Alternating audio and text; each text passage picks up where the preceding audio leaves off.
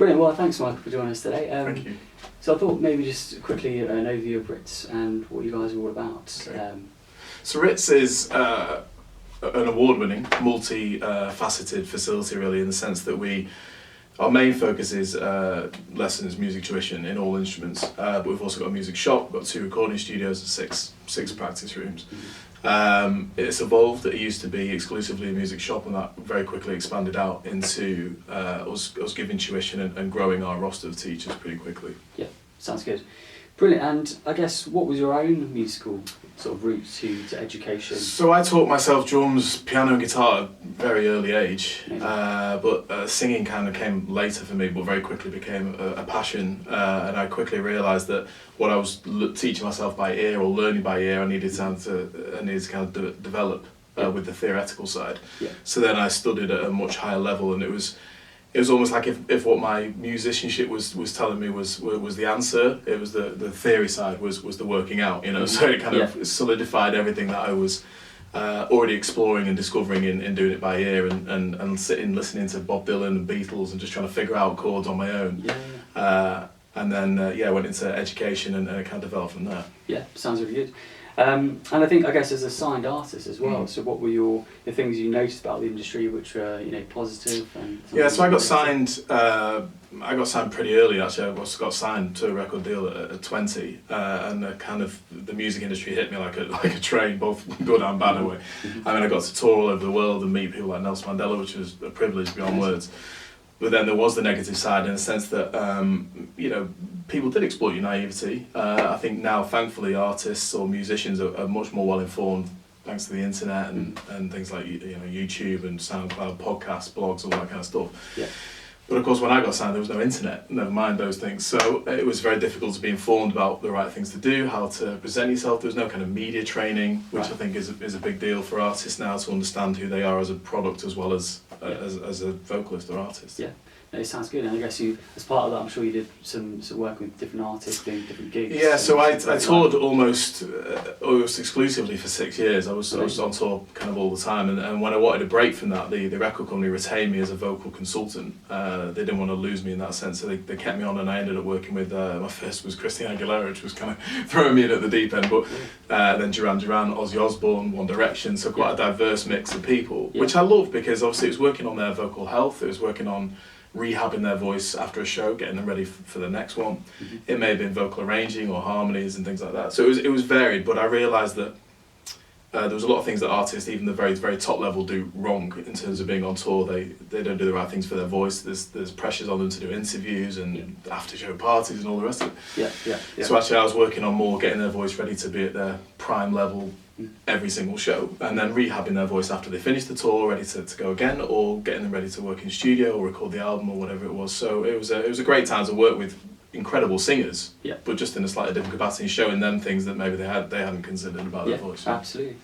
Brilliant. And then I guess, how was your own experience as a professional vocalist and vocal coach influenced the work of Ritz? So I guess you got that experience all over. Yeah, so I've kind of gone a whole route really, from unsigned artist teaching myself music through being a signed artist, then being a kind of an owner of a business. And so for me, a great instrumental teacher or a tutor is not only skilled and able to pass that knowledge on, but they're also very good at the business side. They can schedule their own diaries, they can manage their students' lesson plans, they can handle billing and things like that. So all those things are really important. So when I took over Ritz, we had, I think, 12 teachers and 90 students. Now we've got 25 teachers and 298 students. So we're growing extremely quickly.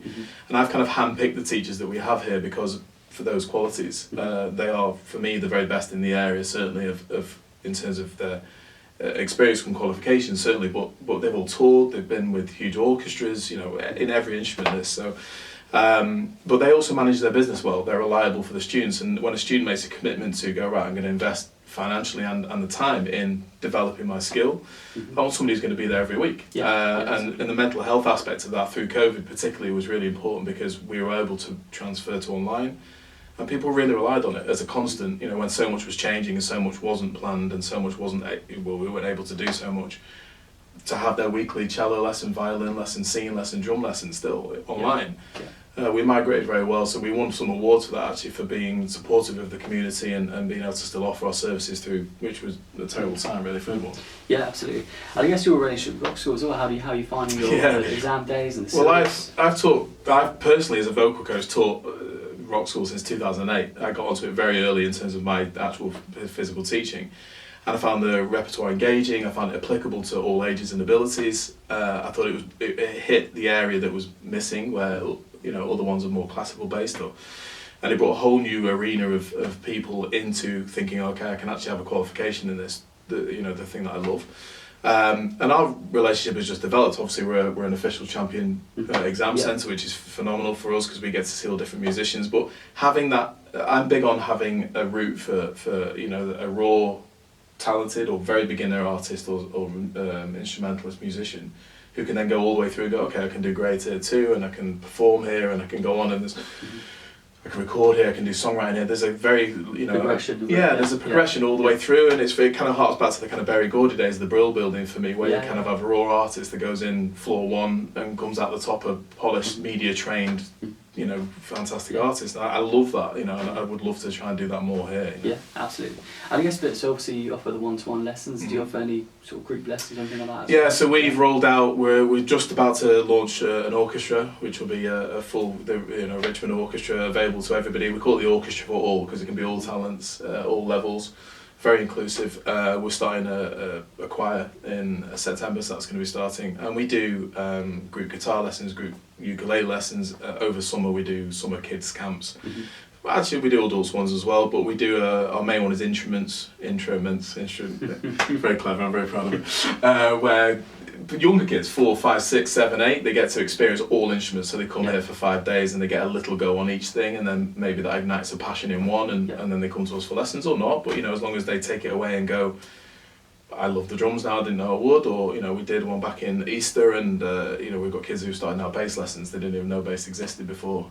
So giving parents advice and guidance on how to get their children into music at the right level, at the right time, and actually give them a progression through to actually loving it and wanting to do it long term. Yeah, because I think a lot with the one-to-one lessons, it's great to have that ensemble option as well. They can maybe start a band. If you have any bands that have performed. Yeah. So for me, the collaboration, the participation, the integration, musicians working together is the whole thing. I've been in bands since the start, and that was that experimentation, that those mistakes, that everything about being in a band or working with other musicians is what solidifies what you want to get out.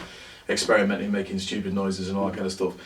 So the fact that RSL are looking to do an ensemble graded qualification, I think is really important, because people will want to be able to debut who they are as part of a band, and not just, okay, can I play scales? That's important, but not just me as a guitarist, but how do I interact? What's my stagecraft? That non-verbal communication that's almost unteachable in a way, how do we develop that? And the only way is to do it in groups. We've worked with tons of bands, unsigned bands, signed bands. I mean, I worked with Duran, who even at their level, before they got they got the Lifetime Achievement Award in the Brits, I can't remember, it must have been 10 years ago. Even they were still figuring things out. Who are we now as a band? So I think that for me is everything. And to give, we have camps, and my partners have camps that allow them to go into bands and come out the other end at a gig. So they've gone in. Maybe a complete beginner on the instrument, and they're actually by the end of the camp they're doing a gig. So absolutely. And I guess for parents as well, it's them seeing them having that experience and wanting to come back and do absolutely inspiring them more to practice. Yeah, well, that's the big thing for me. That when I was a kid, the truth is I couldn't afford lessons. So the reason I taught myself was for exactly that. We couldn't afford to have them, and so with Ritz, I'm always trying to find ways to make it accessible to everybody, whatever price bracket, even if it's free. If we can mentor young musicians, if we can work with charities, we work with the schools, if we can get children interested, and this is why for me I've handpicked the teachers I have, because they're very inspiring. They're inspiring to me, so I know they're going to be inspiring to others. It's a very fine art between being a gifted musician and being able to relay that information to somebody who's never done it before in a way that's positive, that makes them go, do you know what, I want to carry on doing this, I want to practice. That is very difficult. And so pushing that is a big deal for me, and keeping children inspired, everybody in fact, keeping them inspired to practice. We work on that basis, that we want to roll that out even further. We've got a masterclass series that we're doing where our teachers demonstrate a certain skill on a certain instrument. which goes, right, I want to be able to do that. I want to know how to do that. And then they go away and they have their lessons and they practice. So yeah, brilliant. Excellent. I guess maybe just a bit about what's next for Ritz. I mean, so Ritz would be, well, for me, I want to open another building. I want to try and get to a point where we're opening up in another area so we can do exactly what I just said. We can offer more to more people. You know, parents particularly trust us to guide their children, give them the best tuition, give them the best advice. And we help with everything, auditions, exams, whether it's just public speaking, just being used to working in front of other people. And I always say to students, an audition starts when you walk in the room. It's not just the singing, it's not just the playing, I mean, the amount of times I've seen people kind of go, oh, so why did you get into music? And they have no answer. They're all, you know. So us working through them, understanding the stagecraft and understanding how to get through those things is really important. But yeah, I want to develop. I want to get more teachers. I want to offer this to more people. Yeah. I want to be able to do it all over London with our brand, with our way of doing it, our method, which I truly believe in. We have a 100% pass record for our students in all examinations. And we've built a really good relationship in the area with all the schools. Mm-hmm. So many artists or musicians, frustrated ones, usually come to me and say, you know, how do I get a record deal? How do I get seen? How do I build a fan base? And I kind of say the same thing to them, that you're talking about step 34 and you're on step 1. You know, focus on you. Who are you as an artist? You know, what do you wear on stage? What songs do you want to perform? What songs do you want to write?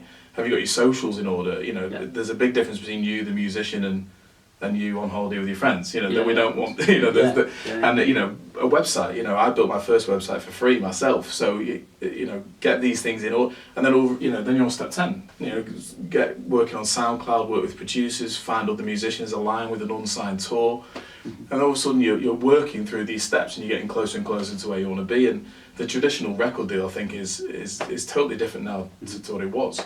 But if you do get the call, you know, you're going, well, I've already done half the steps on my own. I know who I want to be as an artist, and you're just going to help me the rest of the way. So, and actually do it for the love of the music, and everything will follow in very unexpected and amazing ways, I think, is my message that I always give to people starting out.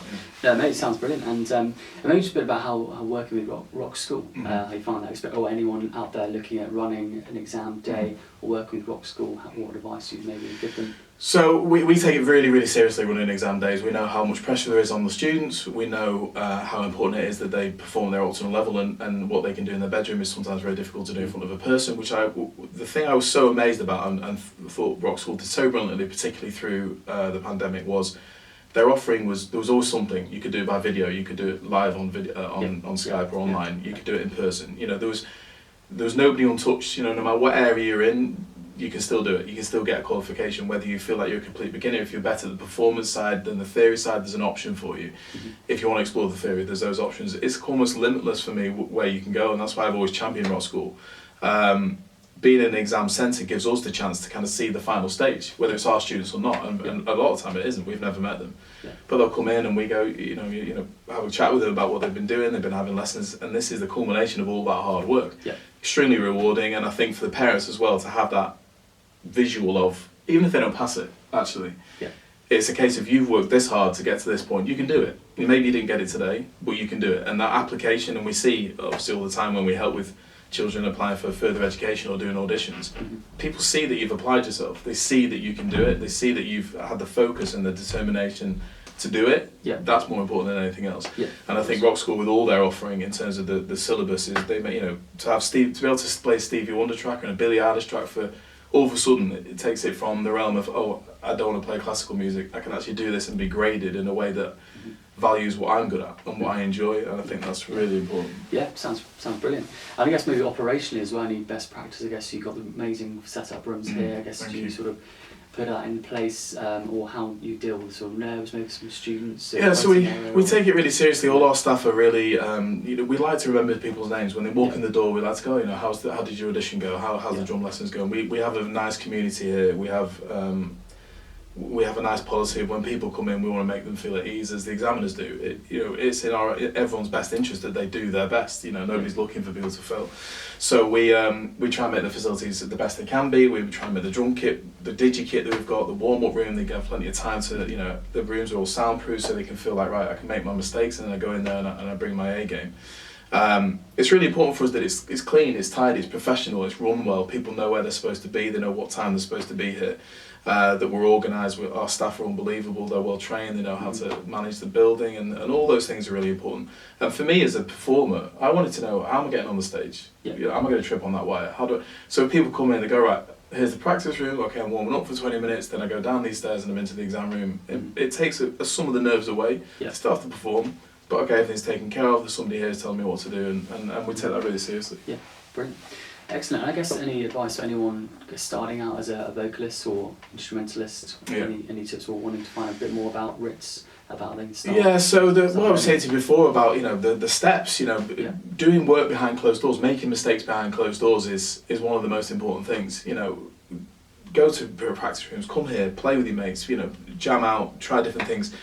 But you've got to think of yourself almost like a brand in a way. If you think of yourself as an artist all on your own, then you're going to feel very much on your own, and there's a lot of steps to get where you want to be. I found that I thought, right, get a record deal, and that's it, everything's going to be set. Getting the record deal was one thing, keeping it, being successful in it, that is another thing. And I found the most difficult thing was the media training side. Thrust onto TV, being asked complicated questions. 20 years old, and sometimes you don't know those answers, and so I think those things are really important. Knowing who you are, I think, as an artist is important, so experimenting, writing poems, writing lyrics.